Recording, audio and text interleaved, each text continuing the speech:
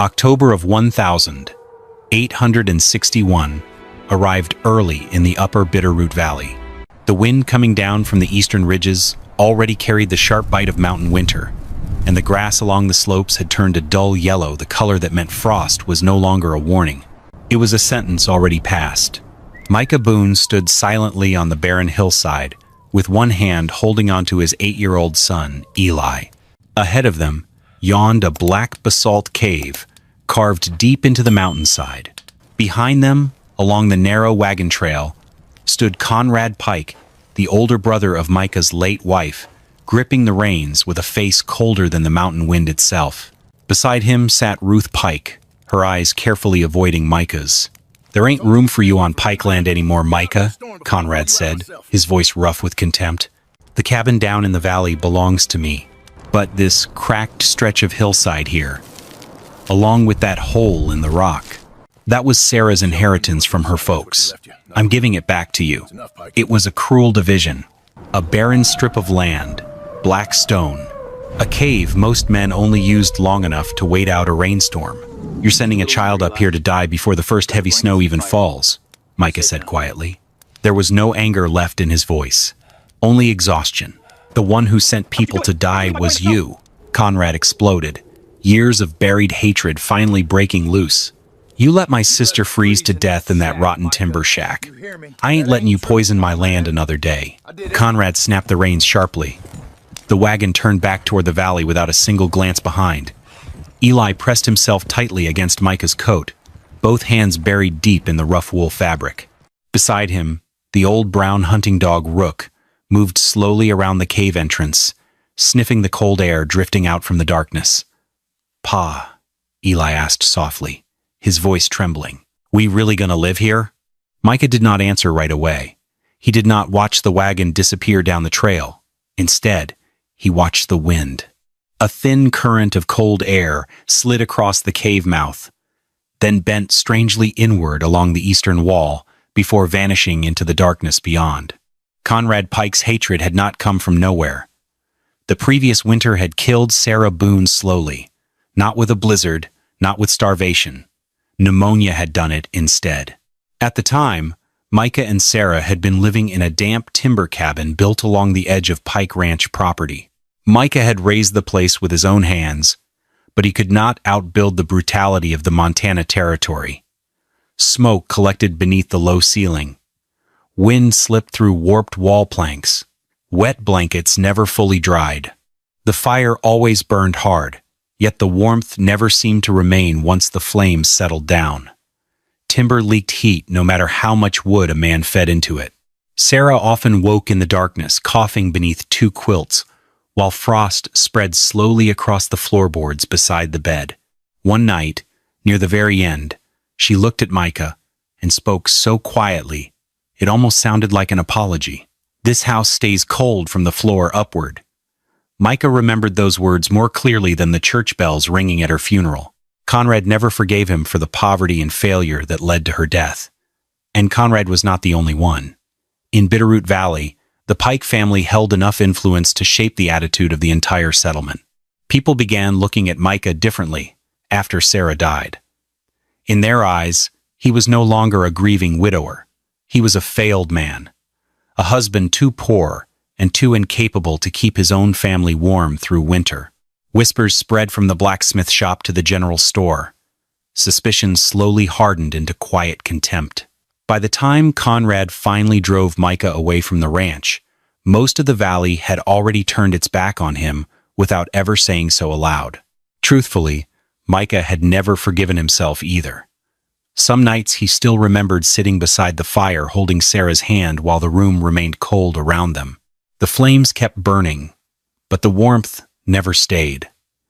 That was why Micah never begged Conrad to let him remain at the ranch, and why he never asked the townspeople for help after being cast out.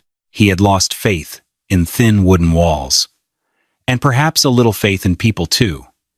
If winter had already taken his wife inside a house, he was not about to let it take his son the same way. Leaving the past behind him, Micah carried the burning torch deeper into the cave while Eli stayed close behind him. The darkness thickened fast, but the cold did not. That was the first thing. Outside, the October wind cut through wool and skin alike. Inside, the air stayed still, heavy, dry. Rook circled once on the basalt floor, then lowered himself onto the stone without shaking. Micah crouched and pressed his palm against the rock. Not warm, but not winter cold either. He lifted the torch slightly and noticed something else. Along the eastern wall, a narrow crack in the basalt was pulling the smoke sideways instead of pushing it back into the cave. The mountain was moving air somewhere beneath the stone. Behind him, Eli slowly sat down against the wall. 10 minutes later, the boy had fallen asleep. Micah looked at his son, then back toward the black basalt walls surrounding them. For the first time since Sarah Boone died, a strange and dangerous thought entered his mind. Stone might be able to hold what timber never could: warmth. 2 days later, Micah rode down into Bitterroot Crossing to trade for lamp oil and salt before the first heavy frost sealed the upper roads. Edna Crowley, the widow who controlled most of the valley's winter credit ledger and supply trade, watched him from behind the counter while writing numbers into her winter ledger. "A cave's fine for a bear come snow season," she said loudly enough for the room to hear. "Never heard of one fit for raising a boy." Nobody laughed outright. That made it worse. A spoon stopped halfway to a man's mouth, near the stove. Somebody shifted boots against the floorboards. Eyes followed Micah without staying on him long enough to feel impolite. Micah said nothing. He bought 2 coils of rough rope instead, then an old stone pick with the handle worn smooth from another man's hands. At the back of the store, Pastor Eli Mercer watched the exchange quietly beneath the brim of his black hat. Outside, Eli climbed into the wagon beside his father. As they pulled away, 2 boys near the hitching rail whispered the words just loud enough to carry. "Cave fool." Micah kept driving as though the wind had said it instead. Leaving the mockery of the general store behind, Micah decided to seek out Gideon Vale, a reclusive, weathered trapper rumored to be the only man in the valley who truly understood the breadth of the mountain. The trail to Gideon Vale's place followed an abandoned trapping route north of the basin. Micah found the old trapper splitting cedar beside a low stone shelter built half into the hillside itself. Gideon looked nearly as weathered as the mountain behind him. Long gray beard, one bad shoulder sitting lower than the other. Eyes that studied a man the same way experienced hunters studied ice on river crossings. Micah mentioned the basalt cave. Gideon stopped swinging the axe. For several seconds he said nothing at all. Then he asked quietly, "That cave still breathing?" Micah frowned slightly. "Breathing?" "The mountain pulls air through it." Gideon drove the axe into the stump. "Always did." Inside the shelter, the old man spread rough charcoal sketches across a work table scarred by knife marks and burn circles. He explained slowly, using plain words instead of grand theories. Basalt held heat longer than timber. Deep ground temperatures stayed stable because winter only touched the surface layers of earth. A proper cave system could trap warmth without burning half a forest every month. But airflow mattered more than fire. Always airflow. "A cave ain't a cabin," Gideon said. "Cabins leak heat. Caves trap everything. Warmth too. Smoke too." He pointed toward a narrow vent drawn into the stone. "If the draft turns wrong, the mountain keeps the poison with you." Micah listened without interrupting while winds scraped against the outer rocks beyond the shelter. At last, Gideon leaned back in his chair and stared toward the dead spring outside. "This mountain has no room for pride," he said flatly. The words came out evenly, like something repeated enough times to lose all drama. Smoke rolls backward after midnight. Snow seals the upper vent before dawn. If you ain't careful, the mountain will turn that cave into a tomb. He rubbed one rough hand slowly across his beard. "Smoke don't kill fast," Gideon said quietly. "It lulls a man to sleep in the warmth. That's what makes it dangerous." Carrying the old trapper's haunting warning back to the mountain, Micah immediately threw himself into the grueling work of reshaping the cave. For the next 6 days, Micah Boone worked from first light until the mountain disappeared into darkness. He cut lodgepole pine along the lower ridge and hauled the trunks uphill one at a time using rope harnesses across his shoulders. Eli gathered moss and wet clay from the creek bank below the slope. Old Rook dragged smaller branches beside them, with a line tied loosely around his chest. Slowly, the cave mouth began to change shape. First came the drainage trench, cut along the eastern edge to carry meltwater away from the entrance. Then the double timber throat wall, narrow enough to trap heat, wide enough to let smoke travel upward if the draft held steady. After that, Micah fitted flat shale slabs above the fire pit to force rising heat deeper into the chamber instead of losing it straight upward. By the seventh night, he tried the first real fire. For several minutes it worked. Then the wind shifted outside. Black smoke rolled backward through the throat wall so suddenly that Eli woke coughing beneath the blankets near the basalt bench. Rook barked once and backed away from the darkening air. Micah smothered the fire with dirt before midnight, eyes burning so badly he could barely see the cave walls. The stone around them turned cold again, almost immediately. Long after Eli finally stopped coughing, Micah stayed awake listening to the boy breathe in the darkness. For the first time since reaching the mountain, he wondered whether Conrad Pike had been right all along. Gideon Vale returned 2 mornings later, carrying nothing except a rawhide satchel and a length of burned pine used for testing draft flow. He listened while Micah explained what had happened with the smoke. The old trapper did not touch the throat wall, did not move the fire pit, did not offer quick answers.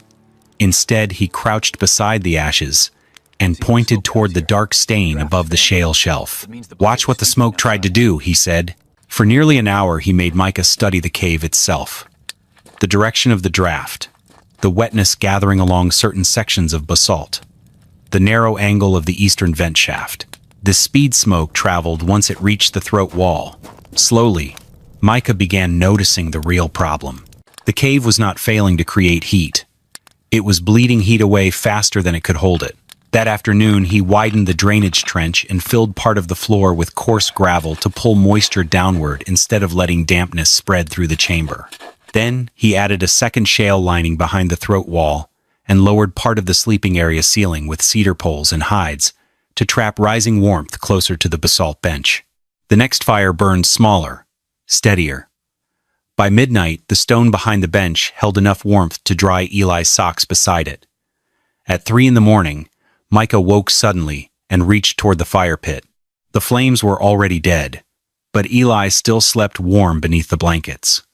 Even Rook had moved away from the ashes to sleep against the basalt wall instead. The strange warmth radiating from the mountainside would sooner or later draw the curiosity of those in the valley below. 3 days after the first successful fire held through the night, Nolan Reed came up the ridge carrying a burlap sack of dried venison over one shoulder. The young ranch hand stopped talking almost immediately after stepping inside the cave. Most men expected caves to feel colder once sunlight disappeared behind them. This one did not. The air stayed still, dry. The kind of dry warmth usually found near brick ovens after bread had already been pulled out.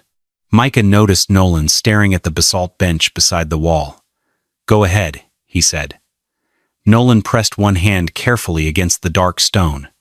His eyebrows lifted before he could hide it. The bench had been soaking heat from small controlled fires for 2 straight days. Not hot enough to burn, just warm enough to keep cold from settling into the cave floor after sunset. "That ain't possible," Nolan muttered quietly. Micah did not answer. Rook barely bothered, lifting his head from the wall, where the old dog slept far from the fire itself now. For nearly an hour, Nolan walked through the cave, asking short questions about airflow, drainage gravel, and the shale lining above the throat wall. By the time he left, something inside him had already started changing, but he never returned the next week, nor the week after that. Micah understood why the moment he saw fresh Pike Ranch feed wagons moving south through the valley road below, winter credit decided loyalties long before truth ever did. That night, Eli sat beside the fading fire and asked softly, "Nolan, hate us now?" Micah stared into the red coals for several seconds before answering. "No," he said quietly. "Winter just makes people afraid." The valley's invisible fear quickly turned into grim oppression in the weeks that followed. By early November, Edna Crowley stopped pretending her prices were changing by accident. Lamp oil cost Micah nearly double what it had 2 weeks earlier. Salt came in smaller sacks. Whale oil disappeared from the shelves entirely whenever he entered the store. And every conversation somehow drifted back toward the same subject. "A boy sleeping underground all winter," Edna remarked one afternoon while balancing figures inside her ledger book. "Territory officials hear about that sort of thing sometimes." The room went quiet again after she said it. Not hostile. Worse than hostile. Careful. Micah never argued, never defended himself. He simply found other ways to pay for what he needed. One morning, he repaired a broken wagon axle behind the blacksmith shed. The next day, he spent 4 hours patching cracked harness leather for a cattle hauler heading east before snowfall closed the mountain routes. After that came wood splitting, fence posts, iron hauling, anything that traded labor for supplies. Pastor Eli Mercer saw him one evening outside the forge yard, still swinging an axe long after sunset. Blood had opened across Micah's palm where the handle rubbed through old calluses. He kept working anyway. Above them, winter clouds were already building over the eastern ridges. Back at the cave, Eli carefully pushed his worn boots farther beneath the blankets before Micah returned that night. The left sole had nearly split open. The boy did not mention it. As November deepened across the Bitterroot Basin, the cave slowly stopped feeling like a place people hid inside. It began feeling like somewhere built to remain. Micah finished the long basalt bench first, stacking river stones behind it so the rock could absorb heat through the evening and release it slowly after the fire burned down. Then came the raised sleeping shelf made from cedar poles, lashed into the stone wall above the coldest ground air. A narrow bypass vent followed after that, carved carefully through softer shale to keep draft pressure moving even when canyon winds shifted outside. Near the rear chamber, Micah stretched a drying line between 2 iron spikes hammered into basalt. For the first time in months, wet clothes dried overnight without freezing stiff before dawn.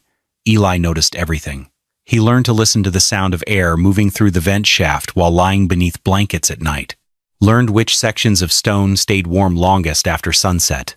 Learned that strong airflow carried a lower sound through the rock than weak airflow did. Rook seemed to understand the mountain best of all. Whenever weather shifted beyond the ridge, the old dog moved automatically toward the eastern vent and stayed there listening. One evening, Micah hung Sarah Boone's old gray wool sweater beside the basalt bench to help dry it fully before winter deepened further.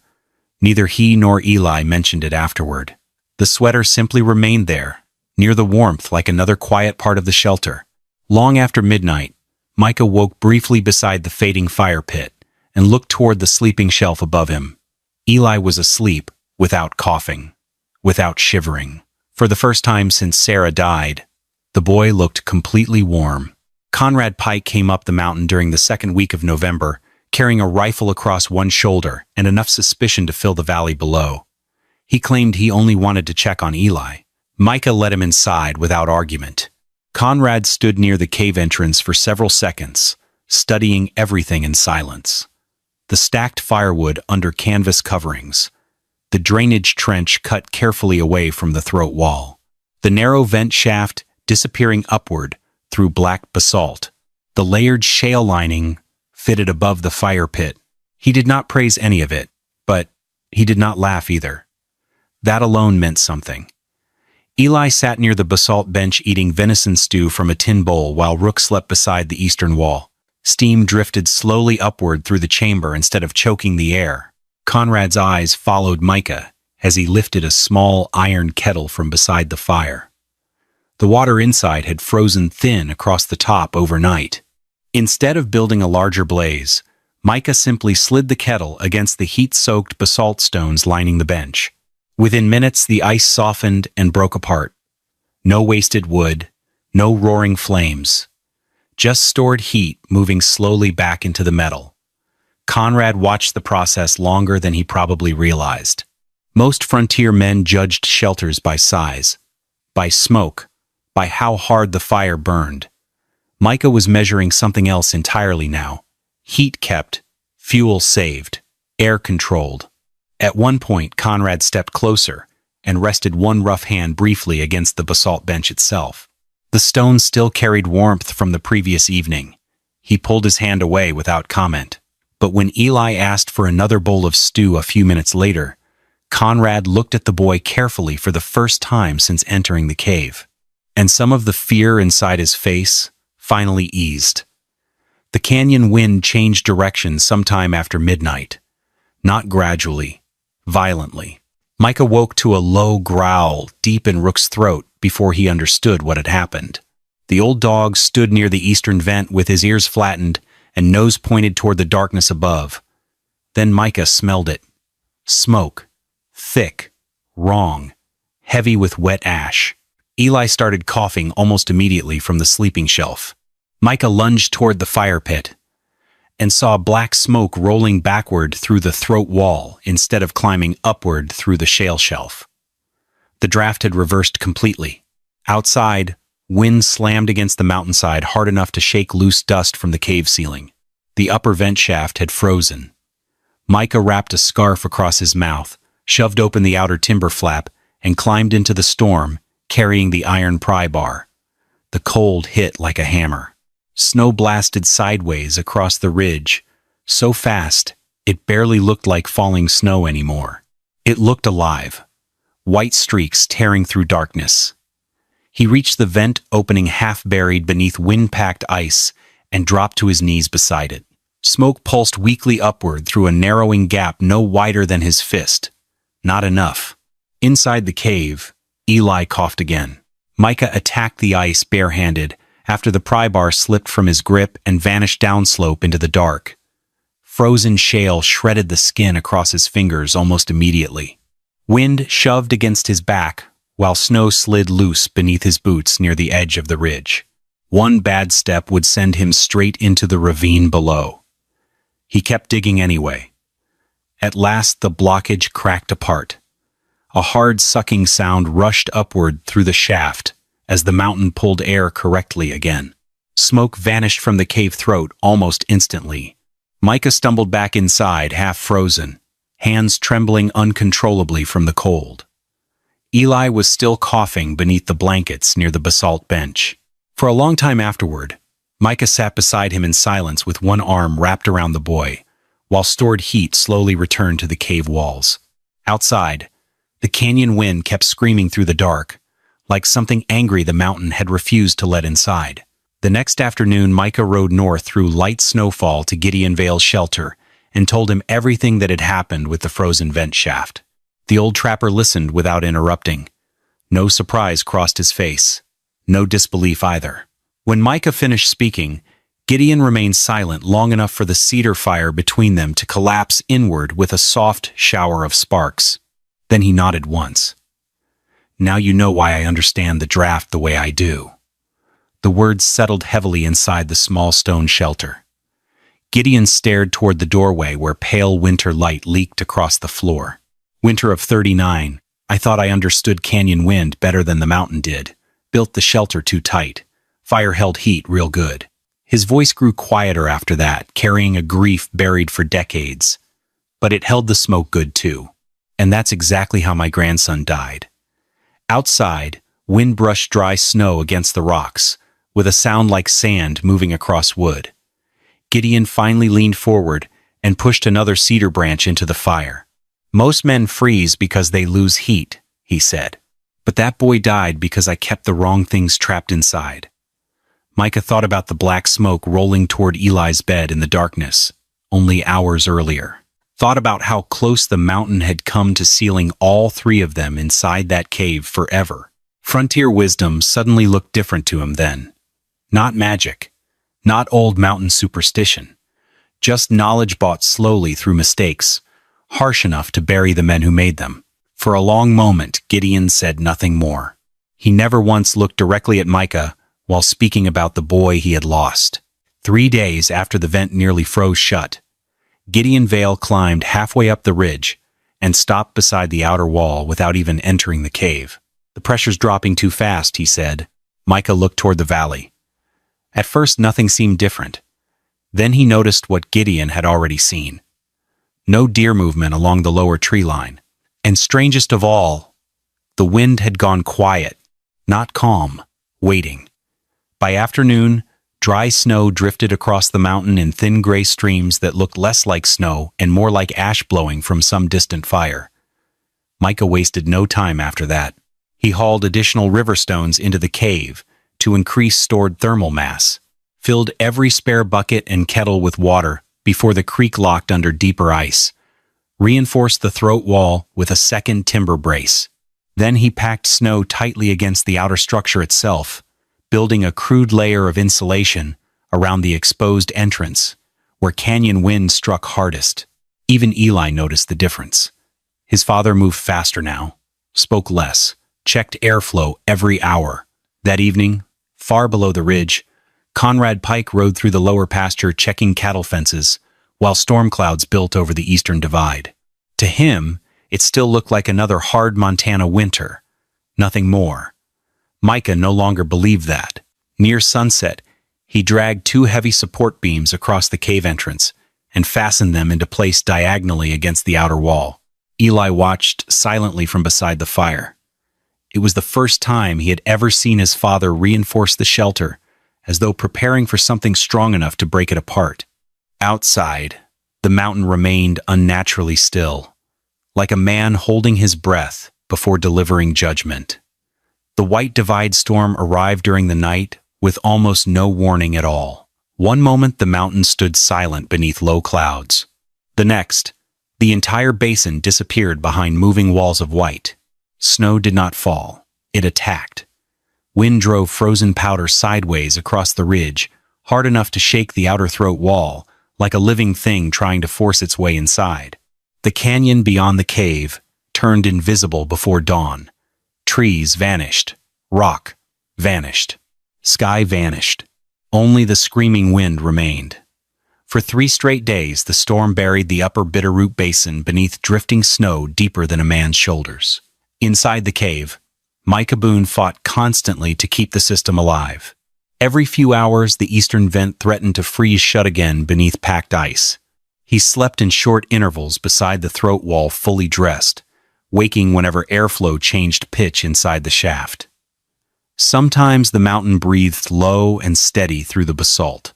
Other times, the draft narrowed into a dangerous whistle that meant ice was building somewhere above them. Each time, Micah climbed into the storm to clear it before smoke could trap itself inside the chamber again. The cave shook under canyon winds so violently during the second night that loose shale dust drifted from cracks overhead into the firelight below. Eli slept wrapped in blankets beside the heat-soaked basalt bench, while Rook pressed himself tightly against the boy's outer side, blocking the cold air slipping down from the entrance every time Micah opened the outer barrier. The fires remained small. That mattered now. Not roaring heat, controlled heat. Stored heat. Micah rotated warmed river stones near the sleeping shelf, while steam rose slowly from drying clothes, stretched along the rear chamber line. Water buckets stayed unfrozen. The throat wall held. The gravel drainage bed kept the floor dry despite melting snow, tracked inside on boots and blankets. Outside, the world ceased to exist beyond the cave mouth. No birds, no wagons, no cattle bells, only white wind hammering the mountain without rest. On the third night, Eli stirred briefly beneath the blankets, while the storm roared through the vent shafts overhead, like distant iron wheels racing through darkness.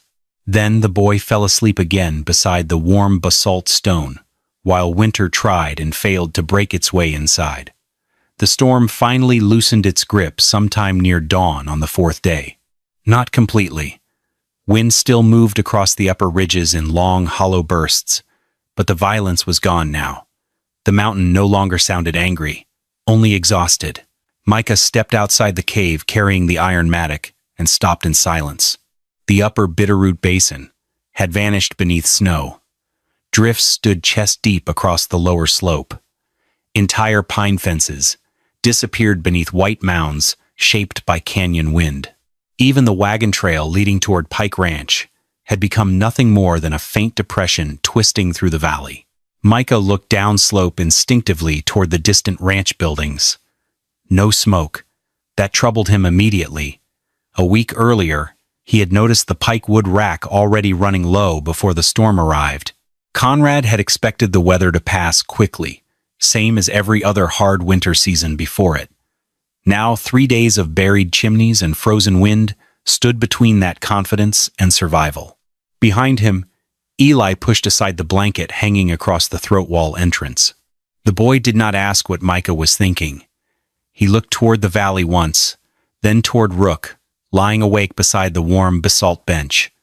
Both of them understood enough already. "If Conrad's alive," Micah said quietly, almost to himself, "he won't have strength left to dig out alone."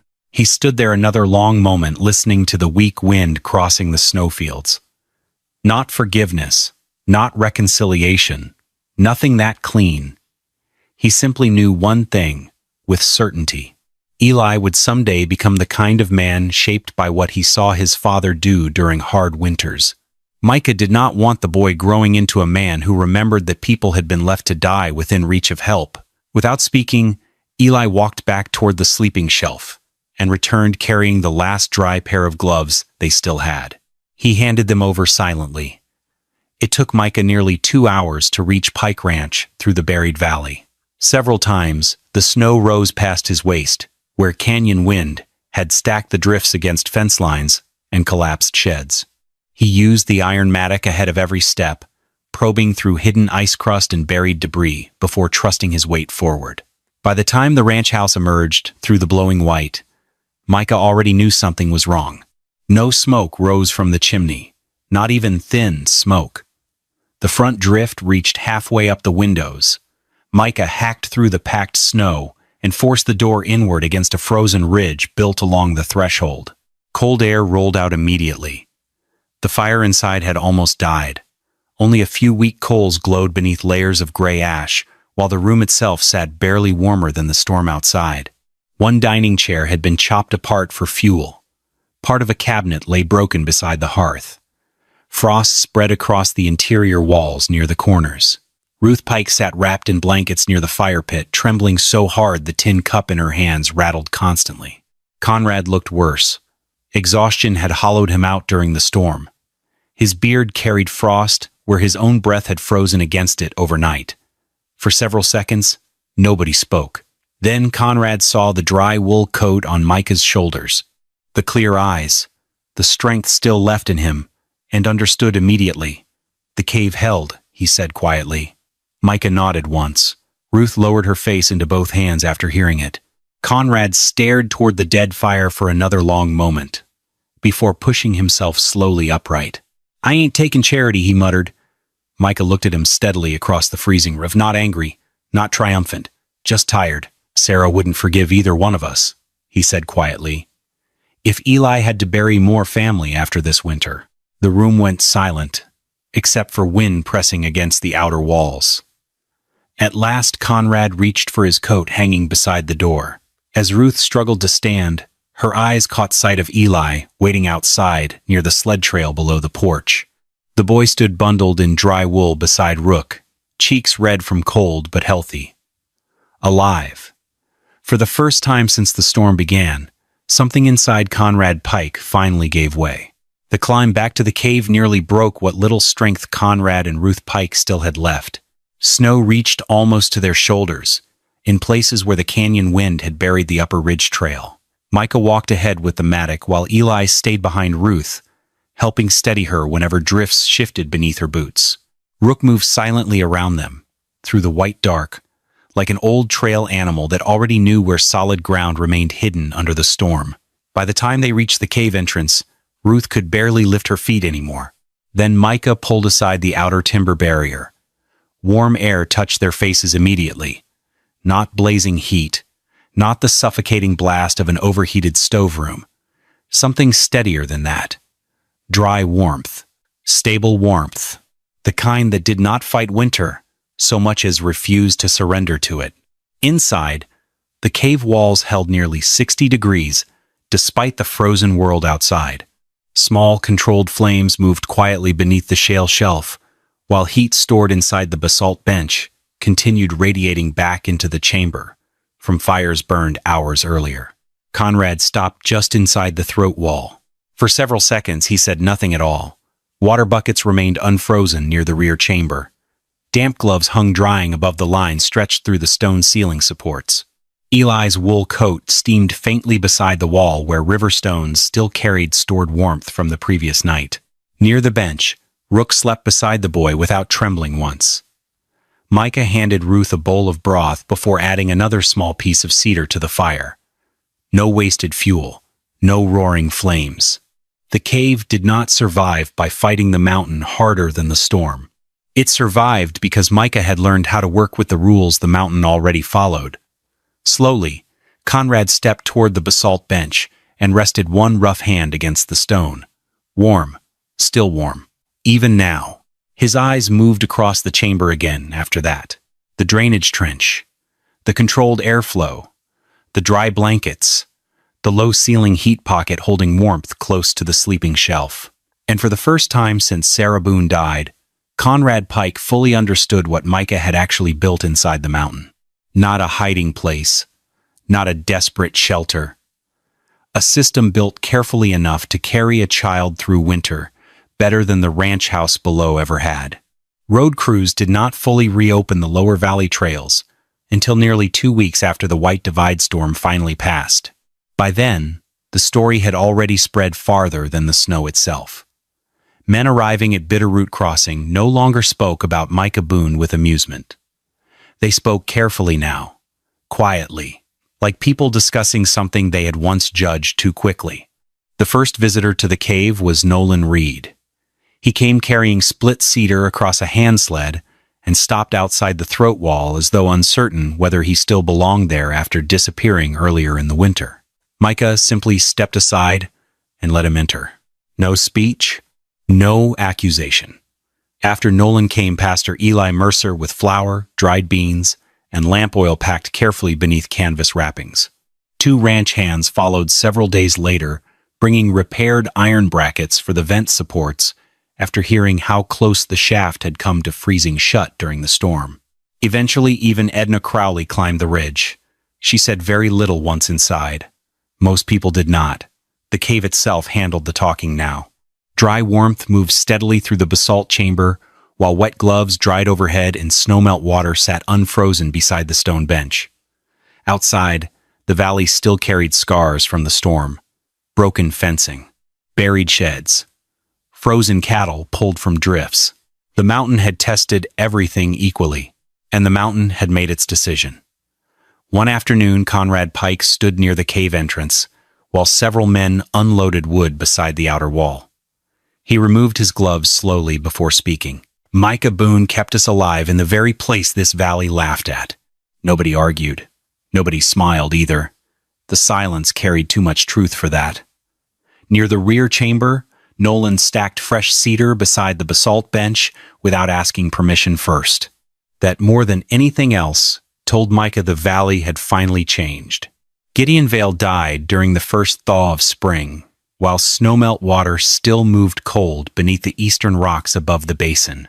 Micah buried him on a high basalt slope, facing sunrise, not far from the old vent ridges Gideon used to study whenever weather changed in the mountains. The grave stayed simple. Stone marker, cedar crossbeam, no long sermon. Pastor Mercer spoke only a few words. The wind carried the rest away. Years passed after that winter. The cave remained. At first, it served only Micah Boone and his son. Then travelers began using it during sudden storms crossing the divide. Ranch hands caught in blizzards learned where the eastern ridge shelter stood. Freight teams trapped by whiteout conditions sometimes reached the throat wall half frozen and left alive 2 days later. By the late 1860s, people in the upper Bitterroot Basin no longer called it Micah's Cave. They called it the Storm Shelter. Eli Boone grew into a quiet stone builder with his father's hands and Gideon Vale's patience. He understood airflow before most men understood smoke. He learned how rocks stored warmth, how wet ground stole heat, how mountains punished carelessness without warning. Conrad Pike started climbing the ridge nearly every Sunday after church. Once age stiffened his knees enough to keep him off horseback trails. He never arrived empty-handed. Sometimes rope, sometimes beeswax, sometimes replacement tool heads wrapped in cloth. Never apologies. Frontier men rarely spoke that language well. One autumn evening many years later, Micah sat outside the cave entrance listening to wind move through the eastern vent shaft while Eli explained draft flow to a young boy from the valley below. "The mountain breathes if you let it," Eli said, using almost the exact words Gideon Vale had spoken long ago. Micah looked toward the fading light over the Bitterroot Basin and said nothing. In those mountains, people eventually learned that things called useless were often simply waiting for the right hands to understand them.